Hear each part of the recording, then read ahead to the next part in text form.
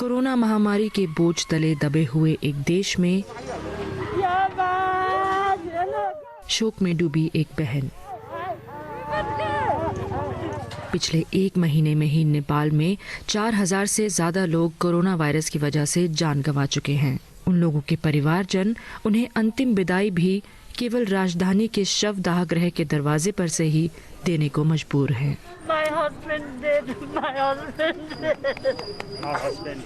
आंगडोल्मा शेरपा के पति छेपाल की इस हफ्ते मौत हो गई। वो उनका अंतिम संस्कार गेट के दूसरी तरफ खड़ी होकर कर रही हैं। कई दशकों के विवाहित जीवन के बाद अंतिम विदाई के लिए उन्हें मिले केवल चंद मिनट, उन रस्मों के लिए जो आम तौर पर कई दिनों की होती है।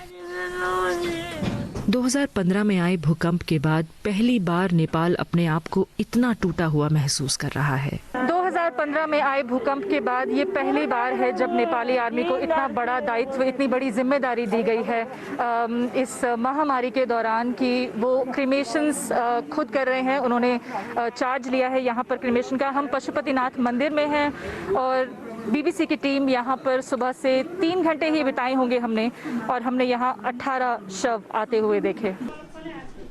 काठमांडू के अस्पताल लगातार अपनी क्षमता से अधिक जूझ रहे हैं। जैसे जैसे बढ़ती हुई तादाद में मरीज अस्पताल पहुंच रहे हैं, उनके इलाज के लिए बिस्तर और ऑक्सीजन जुटा पाना मुश्किल हो रहा है। वेंटिलेटर्स की भी किल्लत है। पिछले हफ्ते ब्रिटेन ने नेपाल को 200 वेंटिलेटर भेजे हैं। लेकिन बीबीसी को दिए एक इंटरव्यू में नेपाल के प्रधानमंत्री ने कहा कि देश को वैक्सीन की सख्त जरूरत है। भारत को चाहिए कि हमें फुल फ्लेजेडली पूरी तरह से मदद करें और उसमें ये मैं नहीं कहता हूँ कि भारत मदद नहीं कर रहा है, क्योंकि हम ऑक्सीजन, लिक्विड ऑक्सीजन वगैरह, मेडिसिन, बहुत सारे चीज़ ला रहे हैं भारत से और भारत सपोर्ट कर रहा है हमको। पहले ही मैं धन्यवाद दूंगा भारत को, इसलिए कि सबसे पहले हमको वैक्सीन भी उपलब्ध करवाया। शहरों में अपने चरम तक पहुंचने के बाद अब कोरोना वायरस ग्रामीण इलाकों में फैल रहा है। नेपाल के प्रधानमंत्री पर आरोप है कि उन्होंने देश में लॉकडाउन करने में काफी देर कर दी। इस दौरान भारत से लगने वाली सीमा खुली रही, जहां से देश वापस लौटने वाले प्रवासी मजदूरों के साथ वहां पाया गया कोरोना का डेल्टा वेरिएंट नेपाल में फैल गया। राजधानी में आयोजित इस बुद्ध प्रार्थना सभा में ऐसे बुजुर्ग गोरखा सैनिकों को श्रद्धांजलि दी जा रही है जो अकेले मर गए। ये देश अब शोकग्रस्त है। संकट के इस दौर में जब लोग पुराने दोस्तों का रुख कर रहे हैं, तब नेपाल ब्रिटेन से सहायता की अपील कर रहा है। शालू Yadav, Kathmandu, Nepal.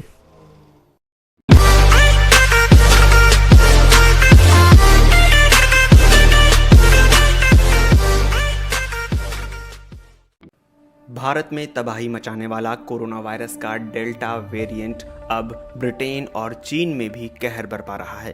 Public health England ने बताया है कि पूरे यूके में अब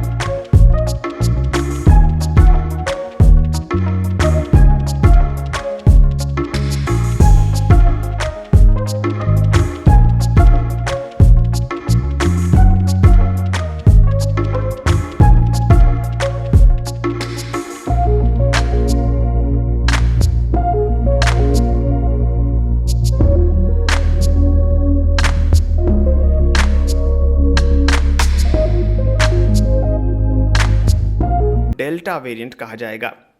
साथ ही ब्रिटेन में पाए गए वेरिएंट को अल्फा और दक्षिण अफ्रीका में पाए गए वेरिएंट को बीटा नाम दिया गया है।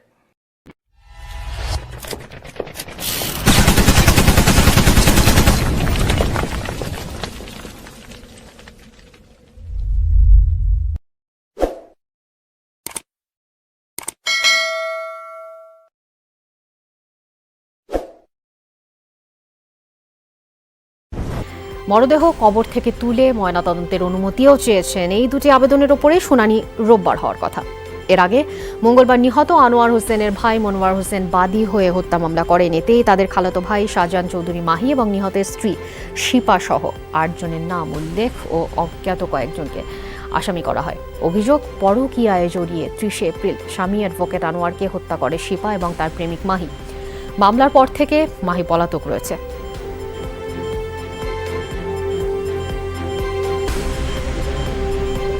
নাটোরের বড়াই গ্রামে অন্তঃসত্ত্বা এক নারীকে হত্যা করা হয়েছে।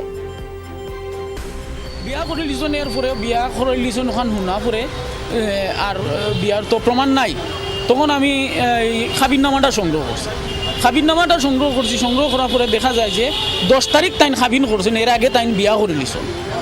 হ্যাঁ, তাইন 10 তারিখ খাবির নামা করছেন। খাবিনটা আমি সংগ্রহ করছি, তখন তাকে আমার একবারে পুরা 100 দিয়ে হয়ে গেছে যে করছে।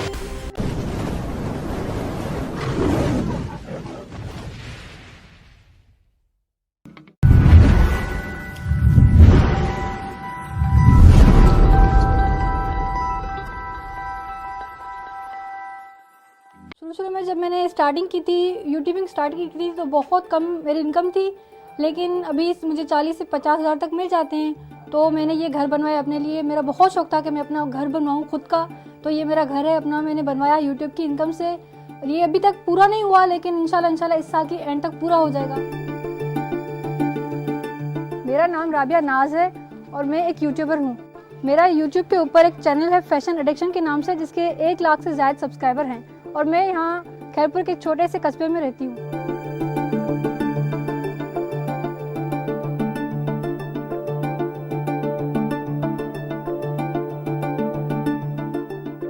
Hello everyone, welcome back to my channel fashion addiction. Self learning है, मैंने ज़्यादा खुद ही सीखा है और इंटरनेट से भी कुछ सीखा है मैंने, क्योंकि इंटरनेट पे भी हर किस्म के वीडियोस अपलोडेड होते हैं। मेरे भाइयों ने मुझे एडिटिंग सिखाई, बाकी मैंने सारा खुद ही किया है। एडिटिंग थोड़ी सीख ली, फिर मैंने अपने दिमाग से कुछ किया, ये कैसे होता है, ये कैसे होता है, फिर मैंने सीख लिया खुद। मैं देखती हूँ कि सबसे पहले जो ब्रांड्स हैं पाकिस्तान के, या जो भी बड़े बड़े ब्रांड्स हैं, वो किस टाइप के ड्रेसेस दिखा रहे हैं, किस टाइप के नेक लाइन, किस टाइप की स्लीव डिज़ाइन दिखा रहे हैं, और कैसे ट्राउज़र आजकल फैशन में इन है। मैं डिफरेंट साइट से इमेज लेती हूँ, वीडियोस बनाती हूँ, वॉइस ओवर करती हूँ अपने, फिर मैं सॉफ्टवेयर में जाके एडिट करती हूँ। 3-4 घंटे बाद मेरा वीडियो जाके कंप्लीट होता है, फिर मैं उसे अपलोड कर देती हूँ। लेकिन मैं डेली अपलोड करती हूँ वीडियो।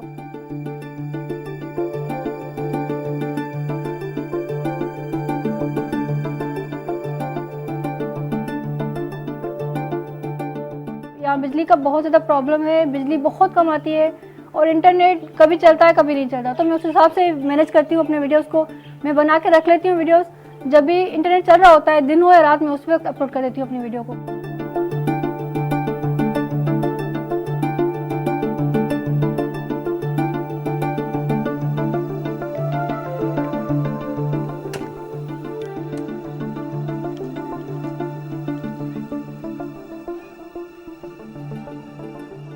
लड़कियों का कभी भी काम ऑफ नहीं होता, वो शादीशुदा हो गैर शादीशुदा, काम तो करना ही पड़ता है उनको।